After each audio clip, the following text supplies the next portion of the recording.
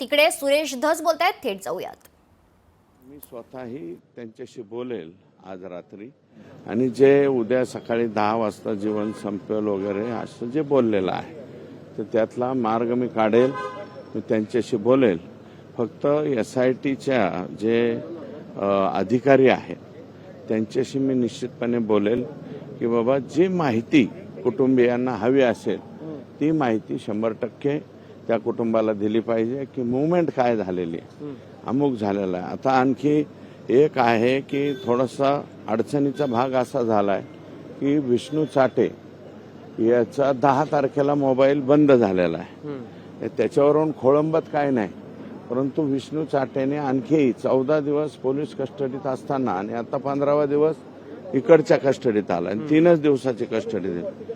त्याचा मोबाईल अद्याप CIDने जप्त केलेला नाही। अशा काही प्रकारच्या लूप्स होल्स त्रुटी राहू नये आणि काय जरी त्याचा मोबाईल नाही सापडला तरी त्याच्यात अडचण येत नाही, कारण आम्हाला 9 आणि 10 तारीख 6 तारखेपासून 10 तारखेपर्यंत विष्णू चाटे कोणाकोणाशी बोललेला आहे एवढं असलं तरी पुरेसं होतंय। परंतु मी 100% थोरला भाऊ म्हणून मी त्यांची समजूत काढील आणि उद्या सकाळपर्यंत विनंती करेल आणि SITच्या प्रमुखांना किंवा खाली ते गुजर साहेब आहेत डेप्युटी DYSP त्यांच्याशी बोलून हा विषय शक्यतो आम्ही मिटवू आणि धनंजयसह माझा स्वतःचा आणि तमाम महाराष्ट्राचा विश्वास राज्याचे मुख्यमंत्री आणि गृहमंत्री यांच्यावरती आहे। वाल्मिक कराडांना पण मकोका लावावा अशी त्यांची प्रमुख मागणी आहे। तुम्ही या मागणीशी सहमत आहात? काय वाल्मिक कराड अगोदर 302 मध्ये येऊद्या, 302 लावलाय। आता ह्याच्या सिरियल आणि त्याची सँक्शन मंजुरी हे सामान्य माणसाच्या लक्षात येऊ शकत नाही, धनंजयच्या लक्षात येऊ शकत नाही। उद्याच्याला त्याची कडी सापडली की ते पहिल्यांदा 302 मध्ये येतील वाल्मिक कराड आणि 302 मध्ये आले की ऑटोमॅटिक मोकामध्ये येतील आणि त्याच्यामुळं आणि मला वाटतं तेवढं मटेरियल हे सफिशियंट मटेरियल CID कडे आलेलं असावं। मी काय विचारलेलं नाही, पण मटेरियल तेवढं, कारण मी ओळखतो त्यांना। हा विष्णू चाटे हा सगळ्यात जवळचा आहे वाल्मिक कराडांचा, नातेवाईक बी आहे जवळचा आहे। तर त्यांनी 100% कॉल जे आहे आणि आकांकडून आदेश घेऊनच पुढची कारवाई त्या ठिकाणी केली असेल। एकंदरीत आता देशमुख कुटुंबाची समजूत काढण्यात तुम्हाला यश येईल का? गरज पडली तर मुख्यमंत्र्यांशी सुद्धा त्यांची बातचीत करून दिली जाईल का? आवश्यकता नाही पडणार, एवढे अपेक्षा ते ठरणार नाही आणि माननीय मुख्यमंत्र्यांनी त्या दिवशी आमच्या देशमुख कुटुंबियांना जवळपास पाऊण तास 1 तास वेळ दिलेला आहे। त्यांचं सगळं घराणं जे आहे ते ऐकून घेतलेलं आहे आणि आता पुढच्या स्टेप्स जे आहे ते पाडणार आहेत।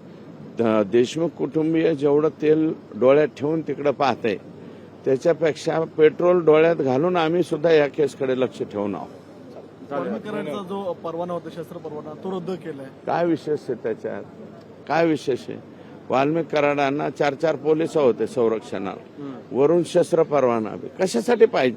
माझं तर म्हणणं आहे बीड जिल्ह्यातील हे 100 आणि 200 आणि 250 हे रद्द करूच नका, 1200चे 1200 रद्द करून टाका ना। मी मुख्यमंत्र्यांना तीच मागणी करणार, 1200चे 1200। मग कोणाचा मर्डर होतो, कोणाचा खून होतो ते बघू आपण।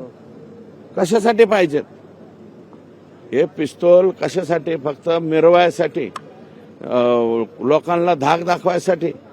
आणि कोण आहेत? आमचं लोन संभाजीनगरमध्ये पोहोचलेलं आहे। धनंजय मुंडे हे मंत्री जे आहेत त्यांच्या जवळच्या काही लोकांना फक्त मिरवायसाठी संभाजीनगर जिल्ह्यात सुद्धा काही हे दिले गेलेले आहेत, काय म्हणता आपण ते, बंदूक। त्याची यादी मी 1-2 दिवसात तुम्हाला देतो। त्यांना आवश्यकता काय आहे हे तुम्हीच तपासून बघा। ओके।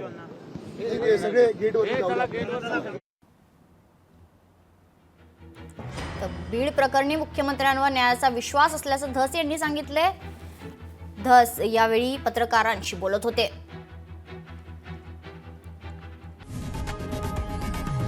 लोकशाही मराठी ऐका, पहा, जागरूक रहा।